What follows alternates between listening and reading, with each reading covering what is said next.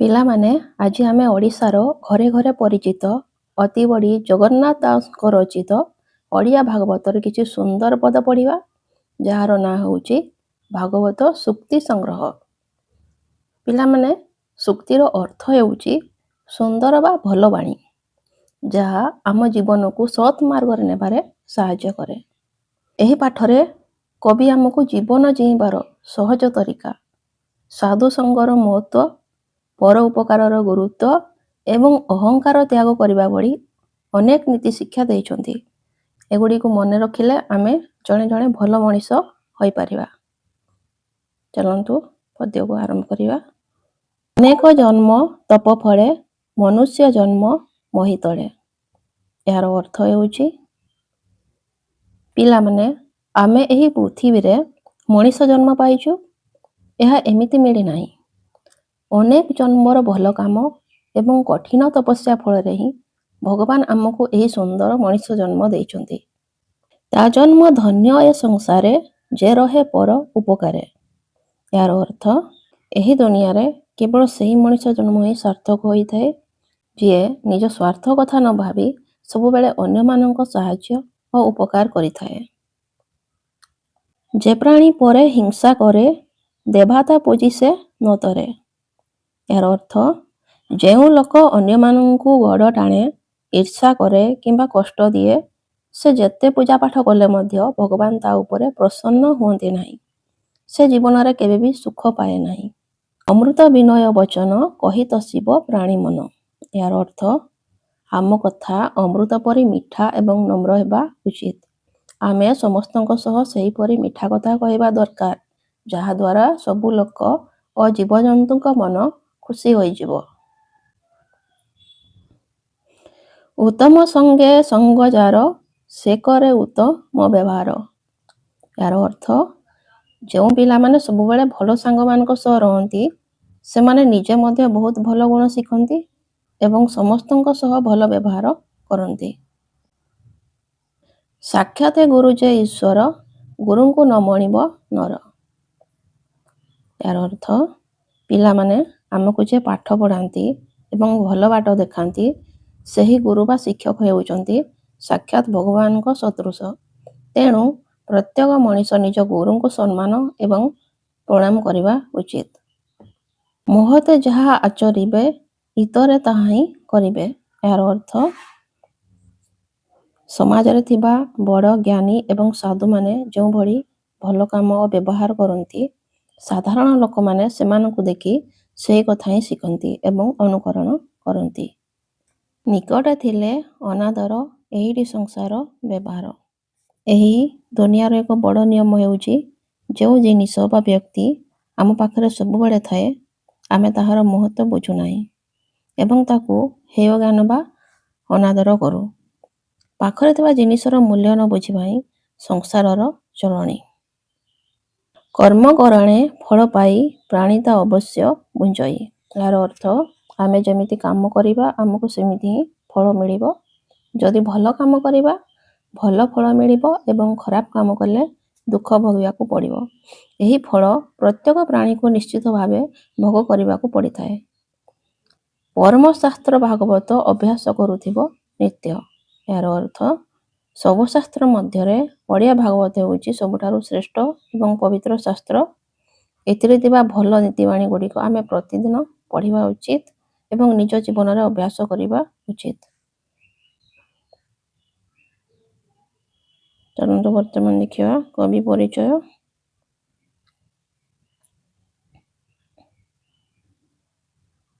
ଓଡ଼ିଆ ସାହିତ୍ୟର ଜଗନ୍ନାଥ ଦାସ। ଓଡ଼ିଆ ସାହିତ୍ୟରେ ଜଗନ୍ନାଥ ଦାସ ପଞ୍ଚଦଶ ଶତାବ୍ଦୀର ଶେଷାର୍ଦ୍ଧ ଓ ଷୋଡ଼ଶ ଶତାବ୍ଦୀ ପ୍ରଥମାର୍ଦ୍ଧ ହେଉଛନ୍ତି ଜଣେ ଅମର ସ୍ରଷ୍ଟା। ଓଡ଼ିଆ ଜାତି ପାଇଁ ଜଗନ୍ନାଥ ଦାସଙ୍କ ଓଡ଼ିଆ ଭାଗବତ ଏକ ଅନନ୍ୟ ଅନୁପମ ଅବଦାନ। ଏହା ସଂସ୍କୃତ ଭାଷାର ଶ୍ରୀମଦ୍ ଭାଗବତ ଗ୍ରନ୍ଥର ଛାୟାରେ ରଚିତ। ମୋଟ ଉପରେ କହିବାକୁ ଗଲେ ଓଡ଼ିଆ ଭାଗବତ ଓଡ଼ିଶାର ସଂସ୍କୃତି ଓ ଜନଜୀବନର ଏକ ଅଭିନ୍ନ ଅଙ୍ଗ। ଓଡ଼ିଶାର ଜନସାଧାରଣ ଏହି ଗ୍ରନ୍ଥକୁ ଘରେ ଘରେ ପୂଜା କରି ଆସୁଛନ୍ତି। ଜଗନ୍ନାଥ ଦାସ ପୁରୀ ଜିଲ୍ଲାର କପିଳେଶ୍ୱରପୁର ଗ୍ରାମରେ ପିତା ଭଗବାନ ଦାସ ଓ ମାତା ପଦ୍ମାବତୀ ଦେବୀଙ୍କର କଳମଣ୍ଡନ କରିଥିଲେ। ସେ ଓଡ଼ିଆ ଭାଗବତ ବ୍ୟତୀତ ଅର୍ଥ କୋଇଲି, ଗୁପ୍ତ ଭାଗବତ, ତୁଳାଭିଣା, ଦାରୁବ୍ରହ୍ମ ଗୀତା, ଶୈବଗମ ଭାଗବତ ଇତ୍ୟାଦି ପ୍ରାୟ 60 ଖଣ୍ଡରୁ ଉର୍ଦ୍ଧ୍ୱ ସଂଖ୍ୟକ ଗ୍ରନ୍ଥ ରଚନା କରିଥିବାର ସୂଚନା ମିଳେ।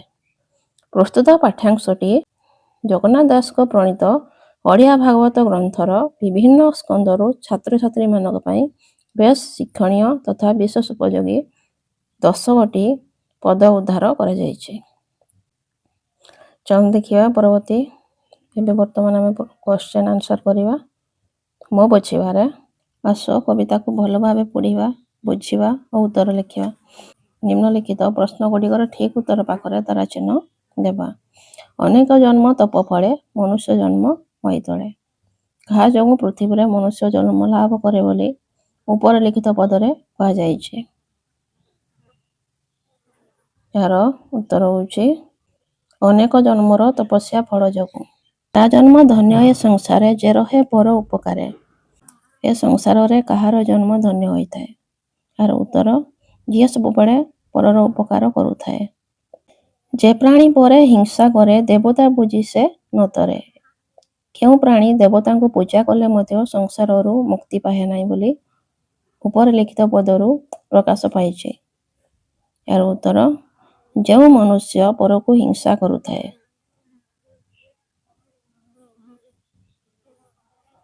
ଅମୃତ ବିନୟ ବଚନ କହିତ ଶିବ ପ୍ରାଣୀ ମନ। ପ୍ରାଣୀର ମନକୁ କିପରି ଭାବେ ସନ୍ତୁଷ୍ଟ କରିହେବ ବୋଲି ଉକ୍ତ ପଦରେ କୁହାଯାଇଛି। ଏହାର ଉତ୍ତର ବିନମ୍ରତାର ସହ ମଧୁର କଥା କହି। ଉତ୍ତମ ସଙ୍ଗେ ସଙ୍ଗ ଯାର ସେ କରେ ଉତ୍ତମ ବ୍ୟବହାର। ଏହାର ଉତ୍ତର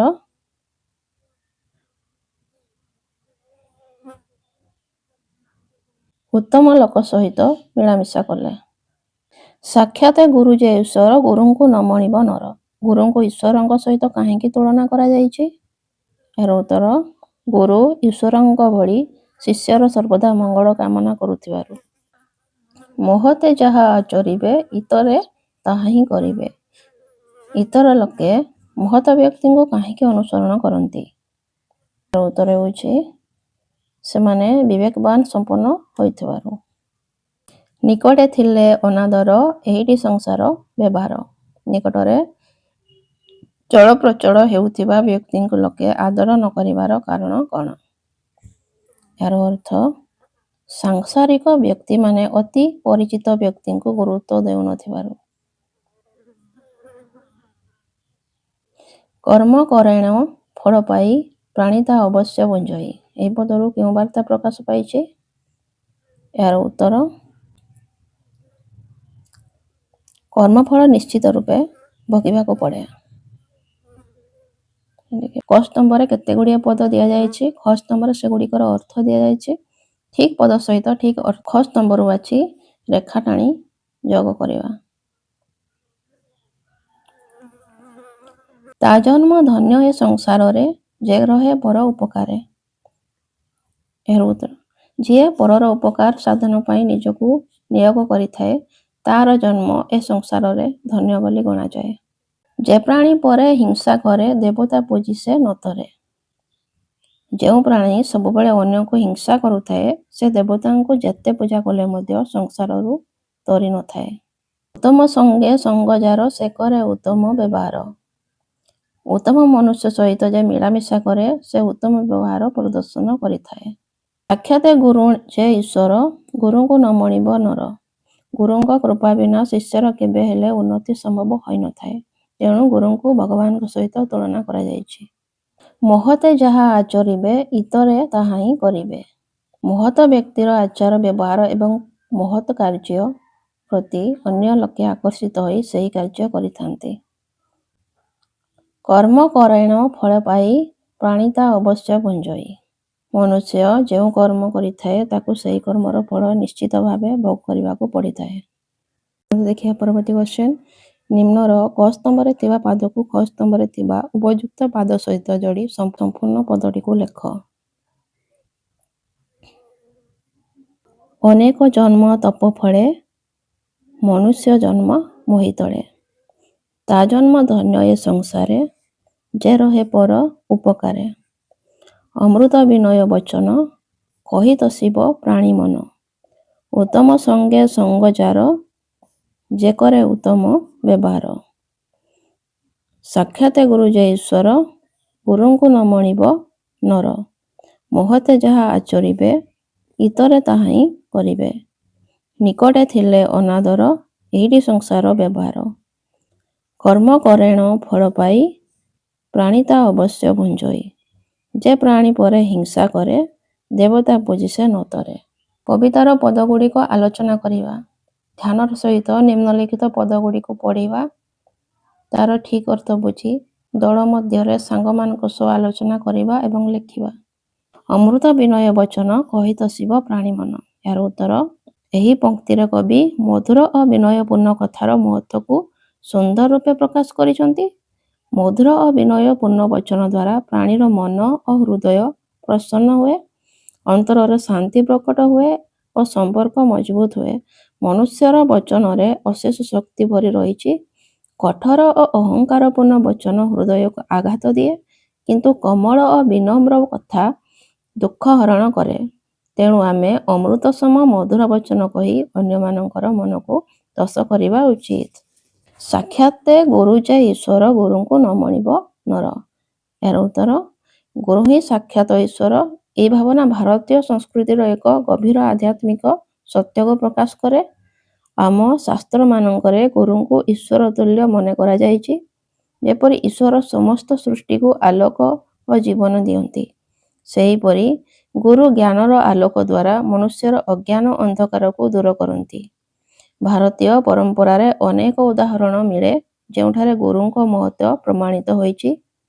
ଦ୍ରୋଣାଚାର୍ଯ୍ୟ ତାଙ୍କ ଶିକ୍ଷାରେ ଅର୍ଜୁନଙ୍କୁ ଶ୍ରେଷ୍ଠ ଧନୁର୍ଦ୍ଧର ଭାବେ ଗଢ଼ିଥିଲେ। ସେହିପରି ଚାଣକ୍ୟ ତାଙ୍କ ନୀତି ଓ ଦିଗ୍ଦର୍ଶନ ଦ୍ୱାରା ଚନ୍ଦ୍ରଗୁପ୍ତଙ୍କୁ ସମ୍ରାଟ କରିପାରିଥିଲେ। ଗୁରୁ ହିଁ ସାକ୍ଷାତ ଈଶ୍ୱର, କାରଣ ସେମାନେ ଆମକୁ ଜ୍ଞାନ, ନୀତି ଓ ସତ୍ୟର ପଥ ପ୍ରଦର୍ଶନ କରନ୍ତି। ଭାବିଚିନ୍ତି ଲେଖିବା। ନିମ୍ନଲିଖିତ ପଦଗୁଡ଼ିକ ଆଉ ଥରେ ମନେ ଦେଇ ପଢ଼ିବା, ବୁଝିବା ଓ ସାଙ୍ଗମାନଙ୍କ ସହିତ ଆଲୋଚନା କରି ଲେଖିବା। ତା ଜନ୍ମ ଧନ୍ୟ ଏ ସଂସାରେ ଯେ ରହେ ପର ଉପକାରେ। ଯେଉଁ ମଣିଷ ଅନ୍ୟର ଉପକାର କରୁଥାଏ ତାର ଜୀବନ ଜଗତରେ ଧନ୍ୟ ବୋଲି ଗଣାଯାଏ। ତୁମେ ଏହି ଉତ୍ତର ସହିତ ଏକମତ କି? ସଂକ୍ଷେପରେ ଉଦାହରଣ ଦେଇ ନିଜର ମତାମତ ଲେଖିବା। ହଁ, ମୁଁ ଏହି ଉତ୍ତର ସହ ଏକମତ। ଯେଉଁ ମଣିଷ ସଦା ଅନ୍ୟର ଉପକାର କରୁଥାଏ ତାର ଜୀବନ ସାର୍ଥକ ଓ ଧନ୍ୟ ହୁଏ। ମନୁଷ୍ୟ ଜନ୍ମ କେବଳ ନିଜ ସ୍ୱାର୍ଥ ପୂରଣରେ ନୁହେଁ, ବରଂ ସମାଜ ପାଇଁ କିଛି କରିବାରେ ହିଁ ସାର୍ଥକ ହୁଏ।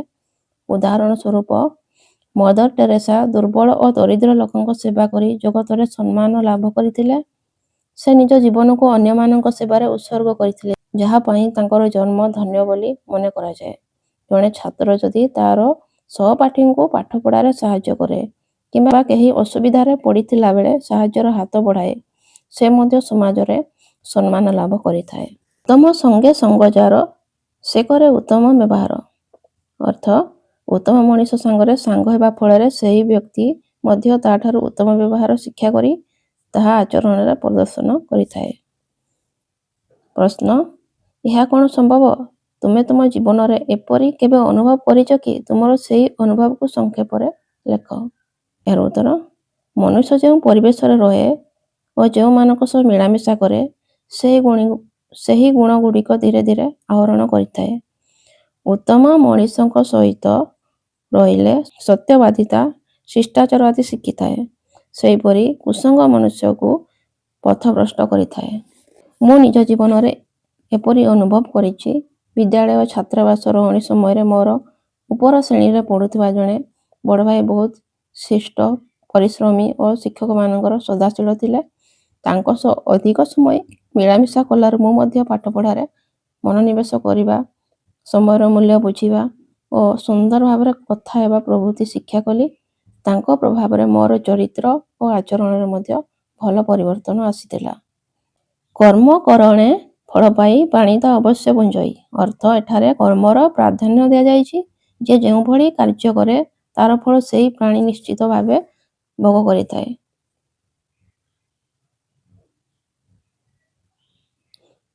ତୁମେ ତୁମର ପାଠପଢ଼ା ଉପରେ ବିଚାର କର। ନିଜ କର୍ମଫଳ ସେହି ଅନୁଯାୟୀ କେତେ ପାଇବ ତାହା ମଧ୍ୟ ଗଣନା କର। ଏଥର ନିଜର ଅନୁଭବ ସମ୍ପର୍କରେ ସଂକ୍ଷେପରେ ଲେଖ। ଏହାର ଉତ୍ତର, ମୁଁ ମୋର ପାଠପଢ଼ା ସମ୍ବନ୍ଧରେ ବେଳେବେଳେ ବିଚାର କରେ। ଯେତେବେଳେ ମୁଁ ନିୟମିତ ଭାବେ ପଢ଼େ, ଶିକ୍ଷକଙ୍କ କଥା ଧ୍ୟାନ ଦେଇ ଶୁଣେ ଏବଂ ଘରୋଇ ପାଠପଢ଼ା ଠିକ୍ ସମୟରେ ସମ୍ପୂର୍ଣ୍ଣ କରେ, ସେତେବେଳେ ପରୀକ୍ଷାରେ ଭଲ ନମ୍ବର ରଖେ। କିନ୍ତୁ ଯଦି ଆଳସ୍ୟ କରି ପଢ଼ାରେ ଅବହେଳା କରେ, ତେବେ ପରୀକ୍ଷାରେ ଭଲ କରେ ନାହିଁ। ଏଥିରୁ ମୁଁ ବୁଝିଛି ଯେ ମୋର କର୍ମ ଉପରେ ମୋର ଭବିଷ୍ୟତ ନିର୍ଭର କରେ। ଯଦି ମୁଁ କଷ୍ଟ କରି ପଢ଼ିବି, ତେବେ ଆଗାମୀ ଦିନରେ ତାର ସୁଫଳ ପାଇବି। ଅନୁମାନ ଓ କଳ୍ପନା। ଆସୁ ସମସ୍ତେ ମିଳିମିଶି ଆଲୋଚନା କରିବା। ଅମୃତ ବିନୟ ବଚନ କହିତ ଶିବ ପ୍ରାଣୀ ମନ। ଯଦି ସମସ୍ତେ ନିଜର କଥାକୁ ଅମଳ ତଥା ବିନୀତ ଭାବରେ ପ୍ରକାଶ କରିବେ, ତେବେ ଶୁଣୁଥିବା ଲୋକଙ୍କ ମନରେ କି ଭାବ ଜାଗ୍ରତ ହେବ? ଏହାର ଉତ୍ତର, ଯଦି ସମସ୍ତେ ନିଜର କଥାକୁ କୋମଳ ତଥା ବିନୀତ ଭାବରେ ପ୍ରକାଶ କରିବେ, ତେବେ ଶୁଣୁଥିବା ଲୋକଙ୍କ ମନରେ ଆନନ୍ଦ ସନ୍ତୋଷ ଭାବନା ଜାଗ୍ରତ ହେବ। ଏହାଦ୍ୱାରା ସମାଜରେ ଶାନ୍ତି ସହଯୋଗର ପରିବେଶ ଗଠିତ ହେବ। ବିନୟ ବଚନ କହୁନଥିବା ବ୍ୟକ୍ତିର କି କ୍ଷତି ହେବ ବୋଲି ଭାବୁଛ? ଏହାର ଉତ୍ତର, ନମ୍ର ଓ କୋମଳ କଥା ମଣିଷର ଚରିତ୍ରକୁ ସୁନ୍ଦର କରି ଗଢ଼ିଥାଏ। ମାତ୍ର ବିନୟ ବଚନ କହୁନଥିବା ବ୍ୟକ୍ତି ଅନେକ କ୍ଷତିର ସମ୍ମୁଖୀନ ହୁଏ। କାରଣ କଠୋର ଭାବରେ କହୁଥିବା ଲୋକଙ୍କୁ କେହି ଭଲ ପାଆନ୍ତି ନାହିଁ, ସେମାନଙ୍କ ଠାରୁ ଦୂରେଇ ଯାଆନ୍ତି। ଅନେକ ସମୟରେ ଏହା ପାଇଁ ବିବାଦ ଓ ଝଗଡ଼ା ହେବାର ସମ୍ଭାବନା ରହିଥାଏ। ଏହିଭଳି ଯଦି ସମାଜରେ ସଭିଏଁ କଥାବାର୍ତ୍ତା କରିବେ, ତେବେ ସମାଜରେ କି ପରିବର୍ତ୍ତନ ହୋଇପାରିବ? ଯଦି ସମାଜରେ ସମସ୍ତେ ବିନୟ ଓ କୋମଳ ଭାବରେ କଥାବାର୍ତ୍ତା କରିବେ, ତେବେ ସମାଜରେ ଶାନ୍ତି ଓ ଏକତା ସୃଷ୍ଟି ହେବ। ଏପରି ଆଚରଣ ଦ୍ୱାରା ପରିବାର, ପଡ଼ୋଶୀ ଓ ସମଗ୍ର ସମାଜରେ ସୁଖଦ ଓ ସୁସ୍ଥ ପରିବେଶ ସୃଷ୍ଟି ହେବ। ବିନୟ ବଚନକୁ ଅମୃତ ପଦ ସହିତ ଯୋଗ କାହିଁକି କରାଯାଇଛି? ଏହାର ଉତ୍ତର, ଅମୃତ ସଦୃଶ ଖାଦ୍ୟ ଖାଇଲେ ସେଥିରୁ ଜୀବନ ଓ ଶକ୍ତି ମିଳେ। ସେହିପରି ବିନୟପୂର୍ଣ୍ଣ କଥା ଶୁଣିଲେ ମନକୁ ଆନନ୍ଦ ଓ ସନ୍ତୋଷ ମିଳିଥାଏ। ତେଣୁ ବିନୟ ବଚନକୁ ଅମୃତ ପଦ ସହ ଯୋଡ଼ାଯାଇଛି। ଉତ୍ତମ ସଙ୍ଗେ ସଙ୍ଗ ଯାର, ସେ କରେ ଉତ୍ତମ ବ୍ୟବହାର। ଯଦି ଜଣେ ବ୍ୟକ୍ତି ଉତ୍ତମ ମଣିଷ ସାଥିରେ ସବୁବେଳେ ସାଙ୍ଗ ହେଲା, ତାଙ୍କଠାରୁ ଉତ୍ତମ ବ୍ୟବହାର ଶିକ୍ଷା କରିବ। ସେହିପରି ଯଦି ଜଣେ ଦୁର୍ଜନ ସାଥିରେ ସାଙ୍ଗ ହେଲା, ତେବେ ତା ଗୁଣରେ କି ପରିବର୍ତ୍ତନ ହେବ? ଏହାର ଉତ୍ତର, ଯଦି ଜଣେ ଦୁର୍ଜନ ସାଥିରେ ସାଙ୍ଗ ହେଲା, ତେବେ ସେ ଖରାପ ଆଚରଣ ଓ ଖରାପ ଅଭ୍ୟାସର ବଶବର୍ତ୍ତୀ ହୋଇଥାଏ। ସେଥିପାଇଁ କୁହାଯାଇଛି, ଦୁର୍ଜନ ସଙ୍ଗେ କଲେ ବାସ, ନିଶ୍ଚୟ ଘଟିବ ସର୍ବନାଶ। ଯଦି ସମାଜରେ ଉତ୍ତମ ଲୋକଙ୍କ ସଂଖ୍ୟା ଦିନକୁ ଦିନ ବୃଦ୍ଧି ପାଏ, ତେବେ ସମାଜର କି ଉନ୍ନତି ସାଧିତ ହୋଇପାରିବ?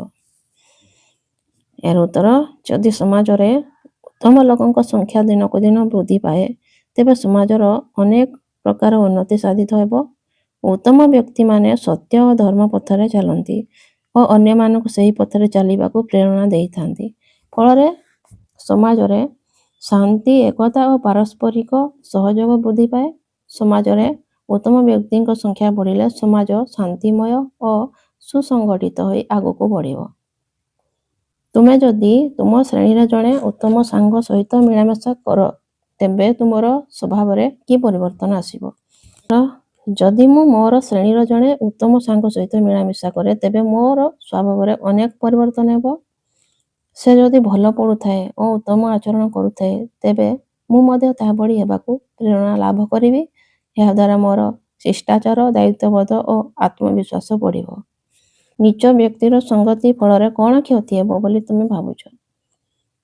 ନୀଚ ବା ଖରାପ ପ୍ରକୃତିର ବ୍ୟକ୍ତିଙ୍କ ସହିତ ମିଳାମିଶା କଲେ ମଣିଷର ନିଜର ସଦ୍ବୁଦ୍ଧି ନାଶ ପାଇଥାଏ।